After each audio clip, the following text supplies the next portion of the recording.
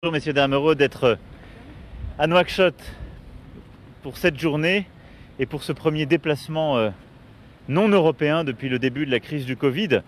C'est d'abord respecter un engagement, celui qui avait été pris à Pau, de faire le point 6 mois plus tard sur les avancées, mais c'est aussi tenir un engagement de solidarité à l'égard du continent africain, à l'égard du Sahel et à l'égard de la Mauritanie.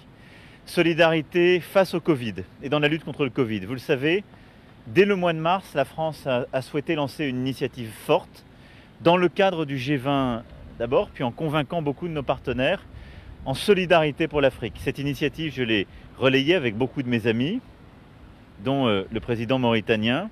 Nous l'avons discutée avec le bureau de l'Union africaine et elle a permis, en convainquant aussi beaucoup de membres du G20, d'avoir une initiative en matière sanitaire avec les Africains pour accéder aux tests, aux traitements dès qu'ils seront disponibles, aux vaccins dès qu'ils existeront, pour permettre aussi au continent africain d'être aidé sur ces systèmes de soins primaires, et puis qui a permis de lancer une initiative inédite, j'ai dit avec un objectif, l'annulation des dettes, partout où c'est nécessaire, et qui a commencé avec, pour la première fois dans l'histoire du G20, la décision d'avoir un moratoire sur les intérêts et le principal de la dette des pays africains à l'égard de tous les membres du G20, donc Chine incluse. Cette avancée, nous voulons la consolider, c'est aussi pour ça que je suis là aujourd'hui. Ensuite, solidarité face au terrorisme. Nous le savons, la région a été touchée, continue à l'être, par les attaques terroristes qui justifient d'ailleurs la présence de l'armée française comme de plusieurs autres armées à la demande des pays du Sahel et en leur côté. Et donc nous allons faire le point aujourd'hui sur l'avancée des travaux que nous avions décidés à Pau, sur le plan de la lutte contre le terrorisme, de la consolidation justement des armées du Sahel, sur le plan du retour de l'État partout dans le Sahel et sur le plan aussi du développement et des projets concrets que nous souhaitons mettre en place avec l'Alliance pour le Sahel.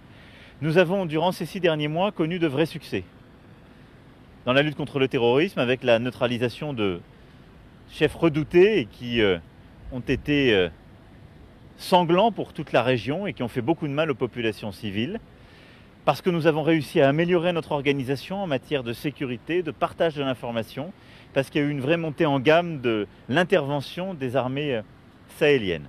Le matériel a aussi été livré, l'engagement est là. Nous devons faire davantage en matière de retour de l'État. Et dans beaucoup de régions, il est important que la consolidation de l'État soit maintenue. Je pense en particulier à ce qui doit être fait au Mali, au Burkina, dans un contexte, on le sait, très compliqué. Et donc ce sont tous ces efforts que nous allons poursuivre. Et c'était pour véritablement consolider ces acquis que je suis là aujourd'hui. Voilà, c'est un message d'engagement de la France, de solidarité, solidarité contre le virus, solidarité contre le terrorisme.